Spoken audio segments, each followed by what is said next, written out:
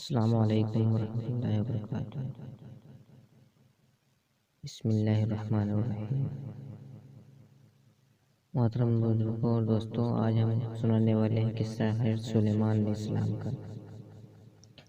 حضرت سلیمان علیہ السلام جن کو ایسی بے مثال حکومت و سلطنت حاصل تھی کہ صرف ساری دنیا پر ہی نہیں بلکہ جنات، حیوان اور ہوا پر بھی ان کی حکومت تھی۔ حضرت سلیمان علیہ السلام کو اللہ تعالیٰ نے ایسا بادشاہ بنایا کہ ساری دنیا میں ان جیسا کوئی نہ ہوا۔ آپ سے بڑھ کر بادشاہت کسی کی بھی نہ ہوئی، کیونکہ خود سلیمان علیہ السلام نے یہ دعا کی تھی کہ الہی مجھے ایسی سلطنت عطا فرما دے کہ جو میرے بعد کسی کو حاصل نہ ہو۔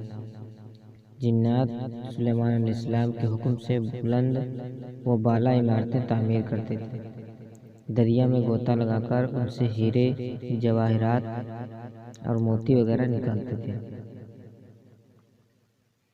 دوسرے جو کام عام انسانوں کی طاقت سے زیادہ ہوتے تھے، آپ وہ کام جناتوں سے لیا کرتے تھے۔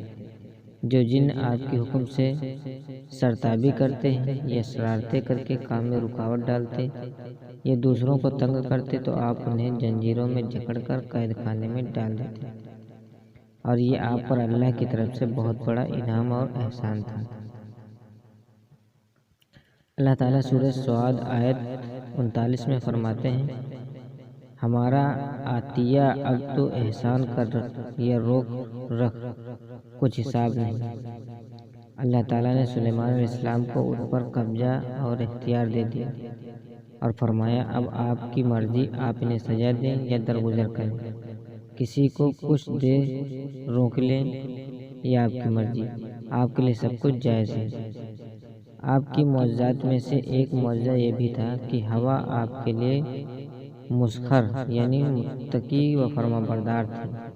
اللہ تعالیٰ سورہ سعد آیت نمبر 36 میں فرماتے ہیں، بس ہم نے ہوا کو ان کے ماتحت کر دیا، وہ آپ کے حکم سے جہاں چاہیں نرمی پہنچا دیا کرتی تھی۔ اللہ تعالیٰ سورۃ الانبیاء آیت نمبر 81 میں فرماتے ہیں، اور ہم نے تیز و تون ہوا کو سلیمان کے تابع اور فرما برداری میں کر دیا، جو اس کے فرمان کے مطابق اس زمین کی طرف چلتی تھی جہاں ہم نے برکت دے رکھی ہے، اور ہم ہر چیز کا علم رکھنے والے ہیں۔ اللہ تعالیٰ نے آپ کو فیصلہ کرنے کی زبردست صلاحیت عطا فرمائی تھی۔ سورۃ الانبیاء آیت نمبر 87 میں ہے، اور داؤد اور سلیمان کو یاد کیجیے جبکہ وہ کھیت میں معاملے میں فیصلہ کر رہے تھے کہ کچھ لوگوں کی بکریاں اس میں چر چگ گئی تھیں، اور ان کے فیصلے میں ہم موجود تھے۔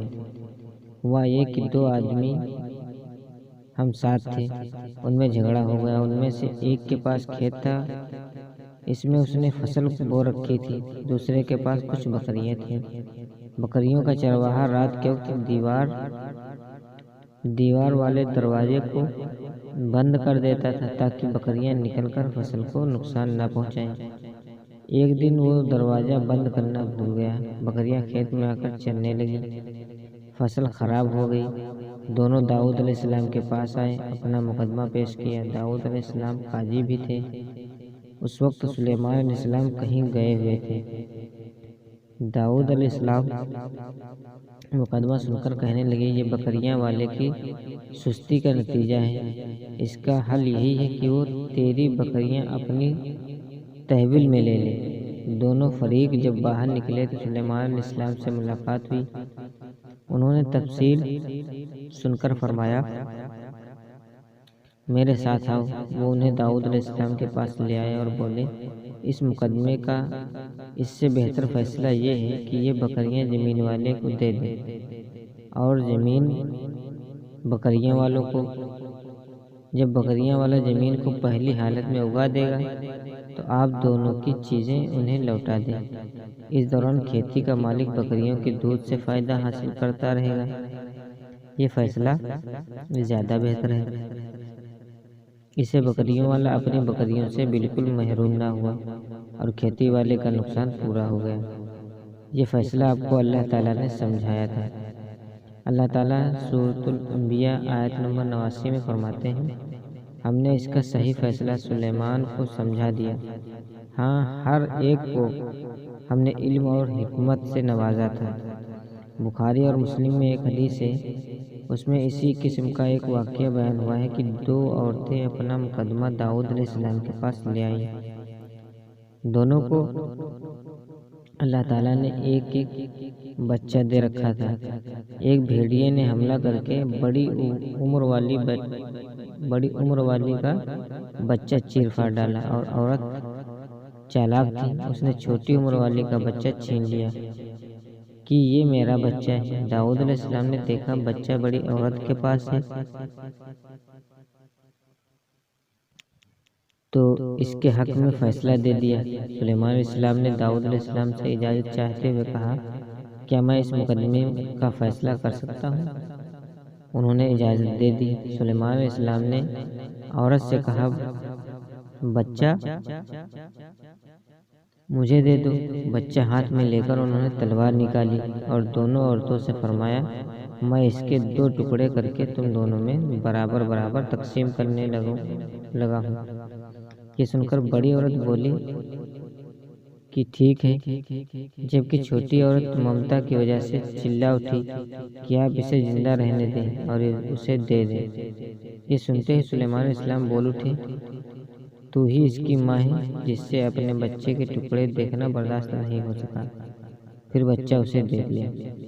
سلیمان علیہ السلام کا ایک واقعہ قرآن میں یوں ہے، نور نمل آیت نمبر 17 اور 18 میں ہے، اور سلیمان کے سامنے ان کے تمام لشکر جنات، انسان اور پرندوں میں سے جمع کیے گئے، ہر قسم الگ الگ کھڑی کر دی گئی۔